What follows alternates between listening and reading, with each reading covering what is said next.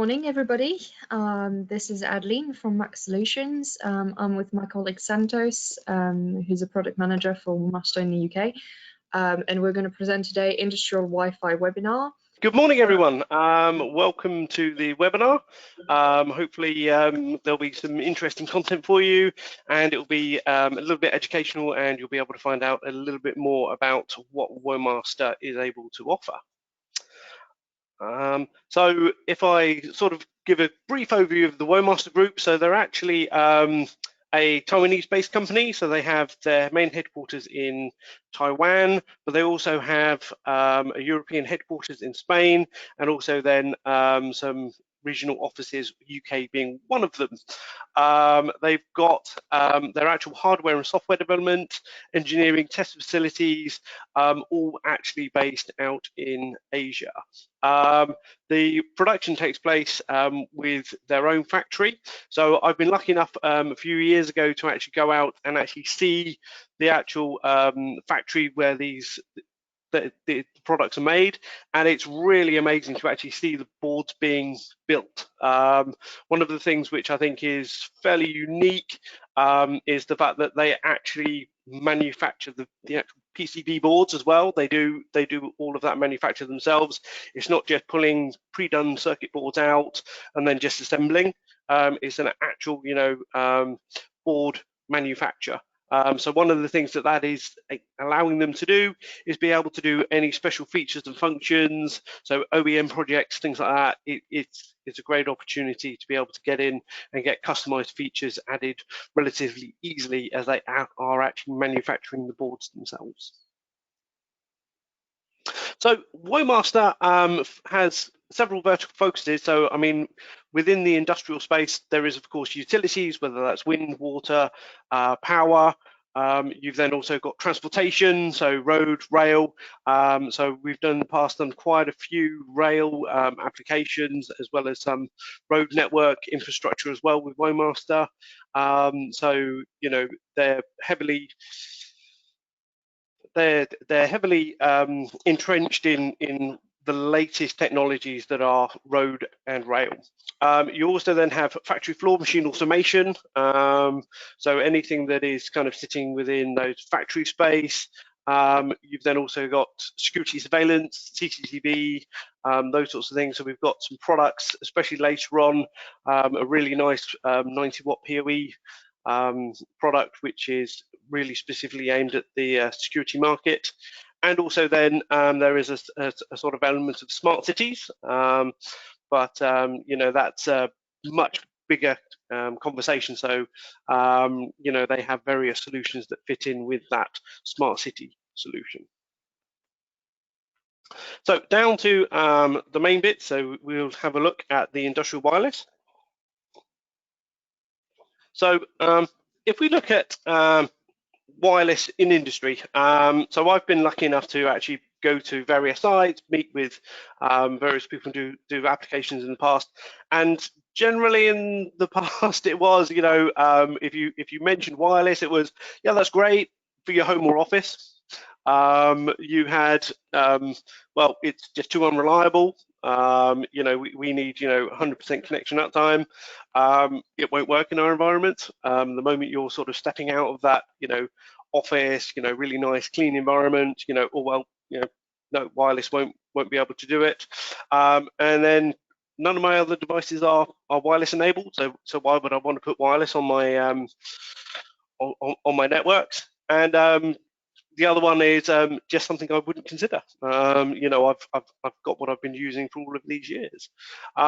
So they're general, sort of like industrial wireless feelings, conversations, which I've had in the past.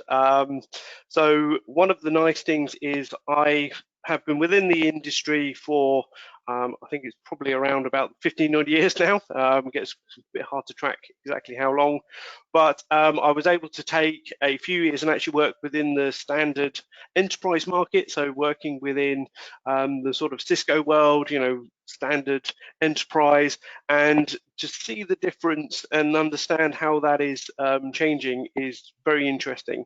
And one of the things that I think is a key highlight is the fact that the industrial world isn't as far behind as it used to be.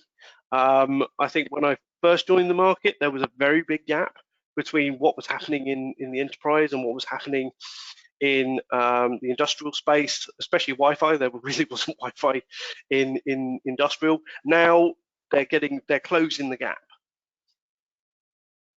So if we take a typical legacy industrial application, typically it'll be, well, it's a dedicated network just for machine, factory floor, whatever automation it is, they will have their own products, hardware, cabling, everything else. Company IT, the standard IT guys, they're ignored, or even, well, we don't talk to those guys. I've had projects in the past where I actually got the industrial plant floor network guys to actually talk to their IT guys for the first time, and it's some of the conversations of oh, we're doing this, mixing it up, and actually being able to join the networks together was really interesting, actually. All network decisions are solely for the manufacturing benefit, or whether it's plant floor, machine floor, automation, whatever it is, there'll be your siloed industrial network. So the other thing as well that I've come across in the past is that thing of if it didn't broke, don't fix it. Wow, that seems really, really old kit there. Yeah, but it works, so we don't touch it. We know how to fix it really, really quickly, but that's it. That sort of mentality of it works, I don't need to worry about it, leave it alone. And some of this could be 20 odd plus year old technology, which nowadays is really quite surprising. And then of course it's then that thing of, oh well, it's only cable fiber, something they can physically pick up and say, oh look, here is the cable, this is me knowing it works. And then of course that thing of no wireless, too unreliable at that time. But then there's that thing of industry 4.0, IIoT, industrial IoT has come along, and it's really sort of pushed that boundary on getting that merging, being able to utilize all technologies. So now we've got holistic design, maintenance, evolution across the company, not just like, oh, this is my part of the business, that's your part of the business. The networks are being looked at holistically. They're saying, right, what is our networks?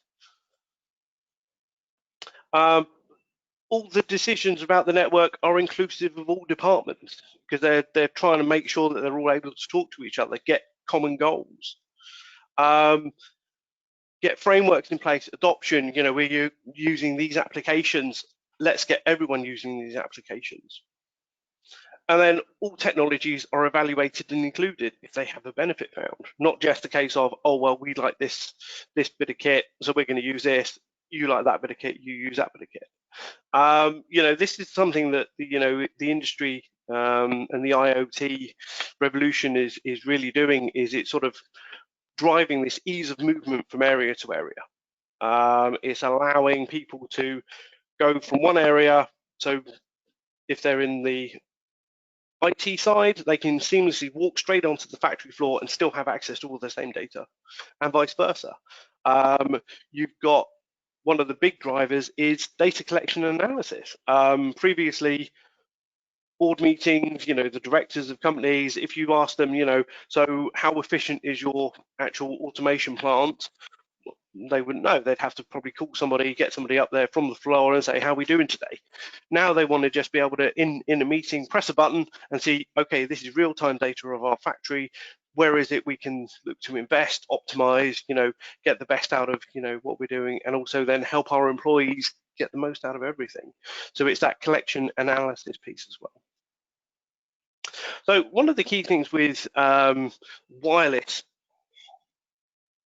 is knowing where to put your wireless devices.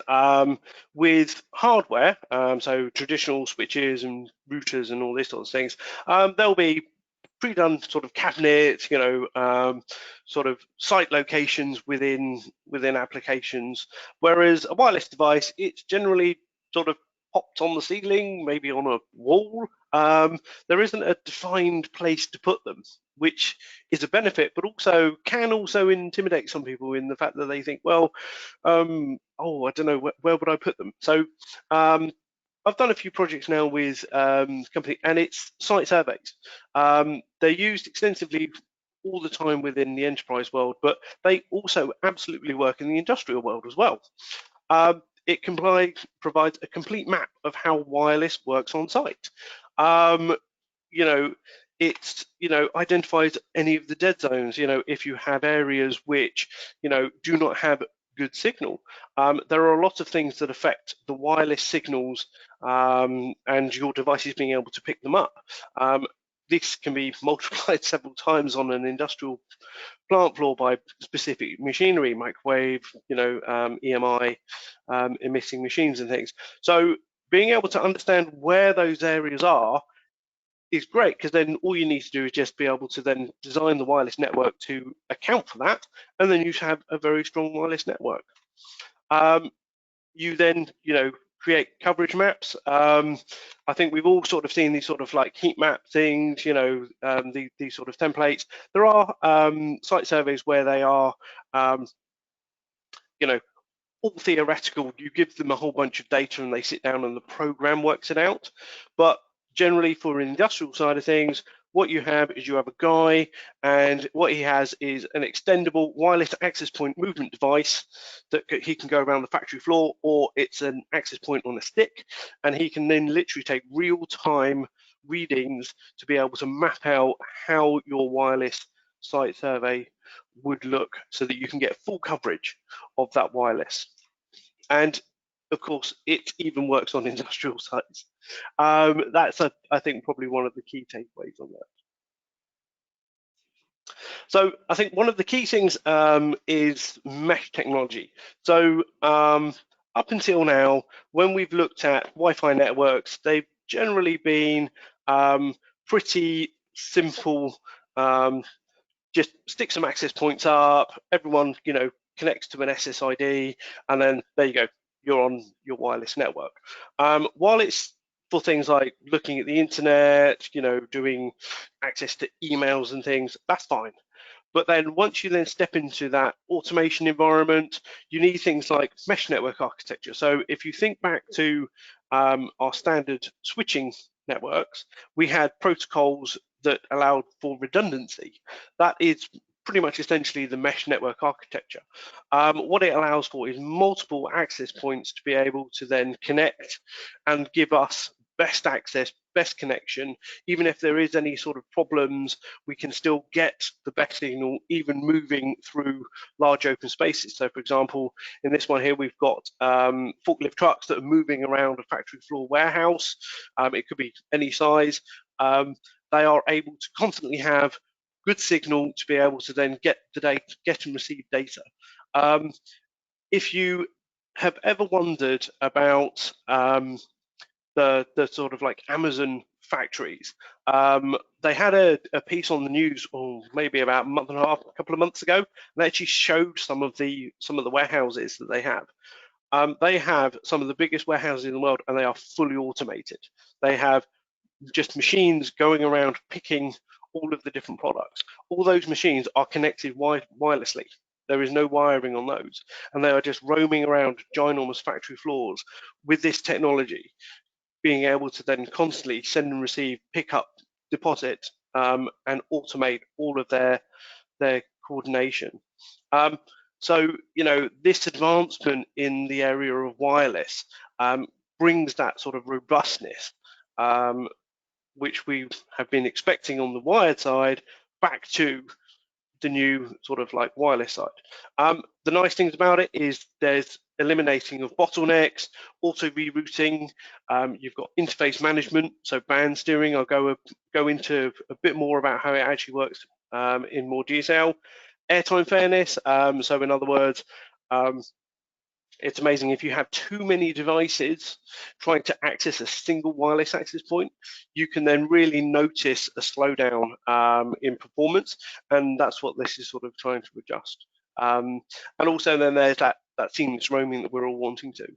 I think long gone are the days when everyone goes into the office and plugs in, has a dedicated terminal. I think everyone nowadays is running laptops or tablets or mobile phones and things, and they just want to get up and go. I know I do. If I'm going, I want to sit at a desk, but then at a moment's notice, I might think, oh, I need to go over there and do something else. I just expect to seamlessly pick up and go to where I'm going and sit down. And it's wireless that is allowing me to be able to do all of these functions, work to my optimum, no matter where I am. And that is also then being driven down into the factory floor. We want devices to be mobile. So if we look at the actual sort of mesh network architecture, the principle behind it is fairly simple. You will have a central access point with either a WAN connection, so your connection to the outside world, or it will be a central link point, so depending on the size of your network. And then what you have is then you have range extenders that will then automatically link between each other. The point for the mesh is the fact that anyone who's familiar with standard networking will know that if you interconnect switches and you don't do anything, you get broadcast storms and your networks just kind of fall over and die essentially within seconds. The same principles can apply to wireless as well. So this is what the mesh architecture does, is it is actively managing all of those connections to make sure that while products, as in tablets, laptops, or whatever it is, can seamlessly roam between access points, whether they're the central access point or range extenders, they are also then stopping any of the bad stuff happening that can, affect the network. They're also then got that secondary purpose of the fact that they're able to, if an access point is lost, they can then sort of like, make sure the fact that there is still the optimum coverage. So you can see there, we're talking like, sort of like hop distance, distance between access points, about 50 to 100 meters. That's a general typical application, but of course, the network site survey will determine where all of the access points are. One of the things that WoMaster has been doing is driving this technology into the factory floor industrial space. But what they've also got is they've also got outdoor access points with these features on. So it's not only indoor, but you can then have outdoor access points. So very large car park. So the one that I can think of is a park and ride. Very large outdoor space where they want to have CCTV, they want to have data to know parking spaces, all this sort of stuff, how many people are using it, bus information, when your next bus is going to arrive. All of that can then be put outside and you still have the same fit and function. They have long-range wireless access points, so as you can see there, you can even go up to 10 kilometers away, depending on exact antennas and configuration that you do. But it's the same network that you're working on, which is one of the things that WoMaster has really been pushing for. You can see a lot of this technology in the enterprise space, but in the industrial space, I've not really seen much of this, and WoMaster is really sort of like at the forefront of where this is kind of coming in from. So I think one of the things to understand is from a Wi-Fi feature standpoint is if I was to probably ask, do a survey of 20 people, and I asked them, where would you see wireless access points sitting within the network? So in other words, if you're familiar with network features, you have a layer 2 switch, you may have a layer 3 router. It's a sort of level of intelligence of a device. When you ask about wireless access points, not many people realize the fact that wireless access points are actually sort of like right at the very bottom. They do a very good job at hiding the fact that they're not really the sort of smartest box out there. So if you look at a standard wireless device, whether it's enterprise or industrial one from WoMaster, what you'll see is things like MIMO. So that's multiple input, multiple outputs. So this is how many things it can simultaneously talk to. And as you can imagine, the more things you can talk to, the more things you can do.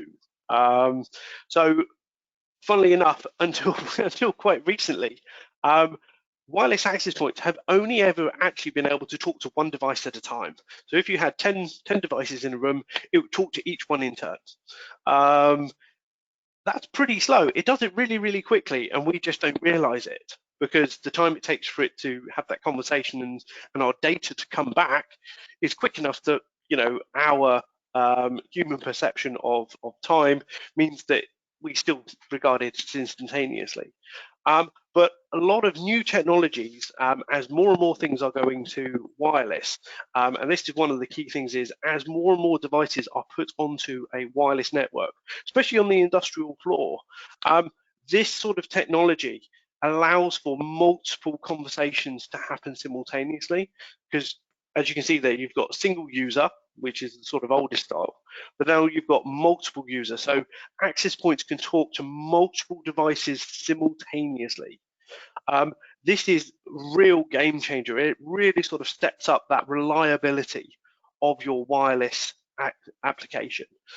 So this is something that, you know, with what WoMaster are doing is really driving that sort of like adoption and being able to include wireless on your applications, is the fact that, yes, previously, if I was talking to it, no one else could.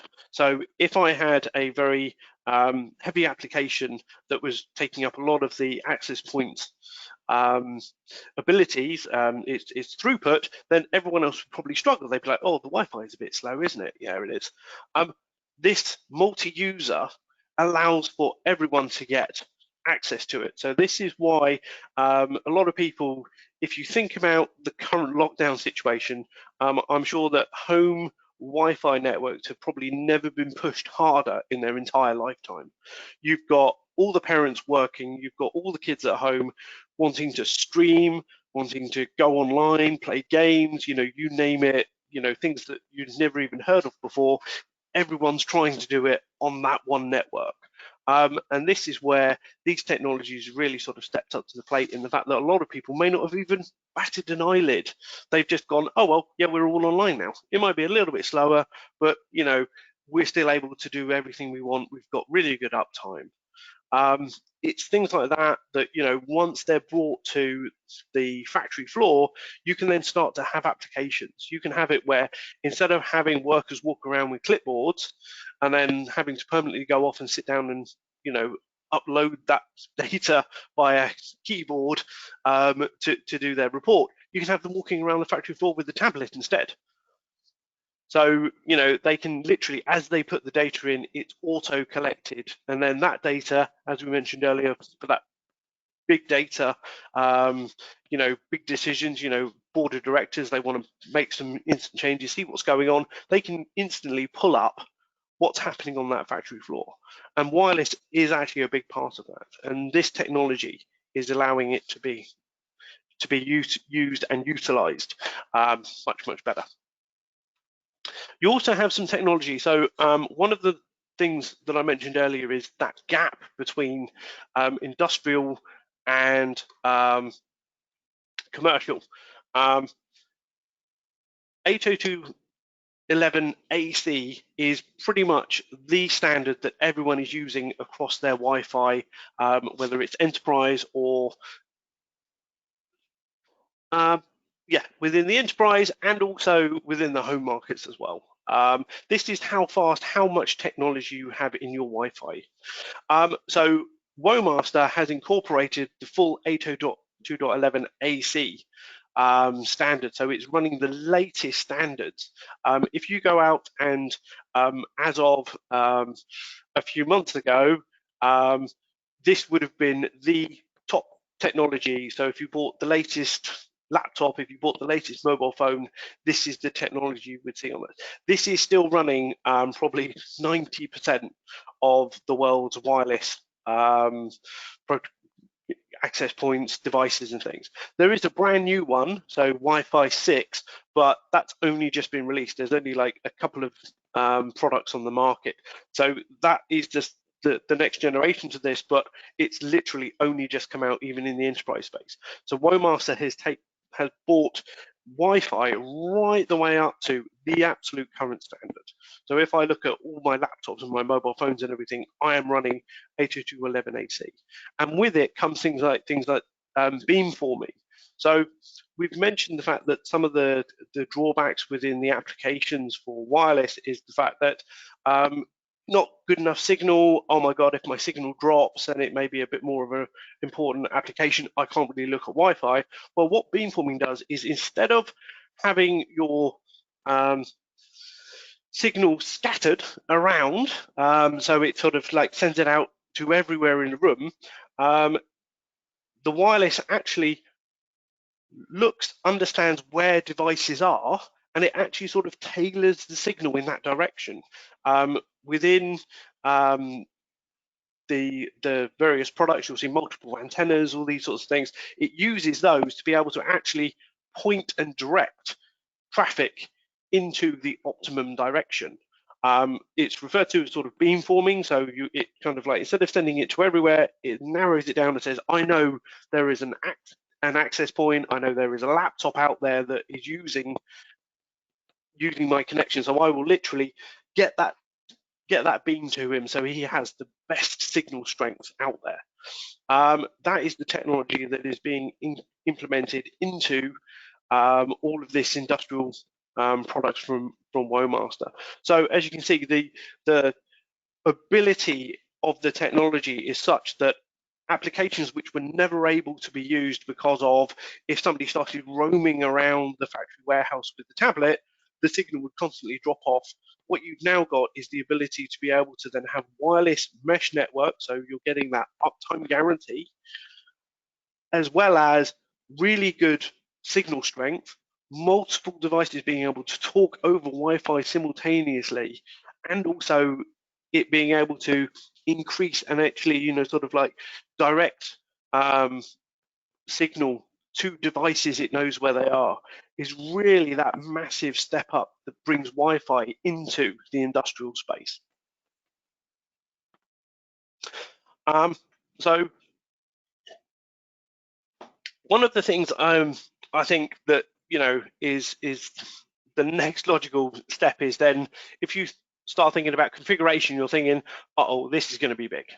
You've got to create all of these things. You've got to manually configure all of these features and functions. It's going to be an absolute nightmare. Well, one of the things that WoMaster has done is they've actually narrowed it down into the most simplistic, easy to use format you can have. It is literally a case of a few buttons and a couple of clicks. It's amazingly simple. The actual inbuilt technology of the devices is what does this. So here is a actual screenshot from a wireless access point. And as you can see, I just literally pick, I want to use mesh. Operation mode, whether it's a range extender or a central access point. So you'll generally need at least one central access point. You then pick your SSID, a shared key for it, because what this is doing is this is essentially a small little sub-network allowing all these access points to talk to each other and be able to do the configuration and talk and give you all of these abilities. And that's it. You literally just hit submit. You run that across all of your access points. It's as simple as that. There you are. You have your full mesh up and running industrial Wi-Fi network. As simple as that. So, when you sort of like join together the features, the benefits, the power of what it can bring in that industrial Wi-Fi, and the simplicity of execution, it really is a sort of standout in the marketplace. One of the other things is when I've been speaking with a lot of people, it's like, well, yeah, you start putting devices all around large areas. How on earth do I know where they are? You know, it's very easy to lose the device. When I first started, I thought, how do you lose devices? And then I've been to sites, I've been places, and you're stood there and you're like, oh my God, yeah, this is huge. There is tons and tons of things knocking around. Yeah, you could easily lose a switch or two in here, let alone access points you could stick on ceilings and walls. Wow, that's really easy to do. So WoMaster created something that they call ViewMaster. So what this does is this allows you within a simple few clicks to just be able to identify every WoMaster product on your network, and it gives you the IP address, its MAC address, gateway, firmware versions, and that's including all of the Wi-Fi access points. So you can easily see all of the devices. You can also then use it for checking. If you're thinking, actually, signal's not as strong, I know I've got, you know, these devices over there, oh, they're not showing up. Okay, but the network's still working because it's using the mesh technology, but, you know, it can then do all the usual integration into external systems for troubleshooting, reporting, saying, you know, device, you know, something's happened to this device, loss of power, whatever it is. You know, someone's run over it with a forklift, I don't know. But, you know, these things tend to happen. But, you know, it's an easy way of actually being able to manage your network. So that is, I guess, one of the other key things is this ease of management, all the latest features, all of the power of what comes with new technology, but being able to understand that it has to be simple to use and simple to operate. I think that gets lost on some manufacturers because they can come out with some great tech, but you know, you need a PhD to be able to run it.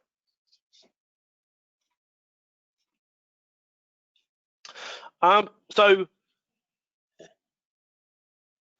that's the sort of brief introduction to the sort of mesh technology, how it kind of works, what you know WoMaster is doing with that.